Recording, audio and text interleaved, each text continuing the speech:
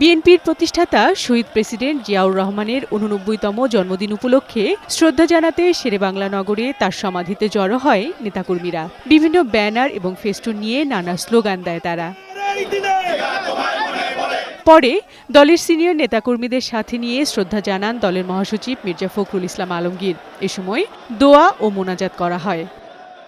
পরে সাংবাদিকদের বিএনপি মহাসচিব বলেন, জিয়াউর রহমান সেই নেতা যিনি দেশে মুক্ত গণতান্ত্রিক পরিবেশ তৈরি করেছেন। আওয়ামী লীগ ক্ষমতায় এসে বারে বারে সেই গণতন্ত্রকে হত্যা করার ষড়যন্ত্র করেছে।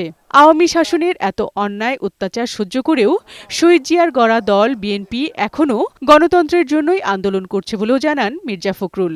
আমরা আজকের এই দিনে আমরা প্রার্থনা করছি যে সকল মানুষের ঐক্য আরো দৃঢ় হোক এবং অতি অল্প সময়ের মধ্যে যেন একটা নির্বাচনের মধ্য দিয়ে আমরা গণতন্ত্রে ফিরে যেতে পারি, সেই ব্যবস্থাটা কায়েম হোক। এবছর জুলাই আগস্টে নির্বাচন সম্ভব জানিয়ে মির্জা ফখরুল বলেন, নির্বাচন ছাড়া সংকট মোকাবেলা করা যাবে না। রিপোর্টগুলো পাওয়ার পর রাজনৈতিক দলগুলোর সঙ্গে আলোচনা করবে, তারপরেই সিদ্ধান্ত হবে এবং ঐক্যমত ছাড়া কোনোটাই গ্রহণযোগ্য হবে না। সংস্কারও চলবে, নির্বাচন হবে এবং যে সরকার আসবে, যে দল সরকারে আসবে তারা সেই সংস্কারগুলোকে এগিয়ে নিয়ে যাবে। ১৯৩৬ সালের ১৯শে জানুয়ারি বগুড়ার গাবতলীতে জন্ম নেয়া জিয়াউর রহমান ৭৫-এর পট পরিবর্তনের পর রাষ্ট্র ক্ষমতায় আসীন হন। পরে তিনি জাতীয়তাবাদী দল বিএনপি গঠন করে দেশের রাজনীতিতে এক নতুন মাত্রা যোগ করেন।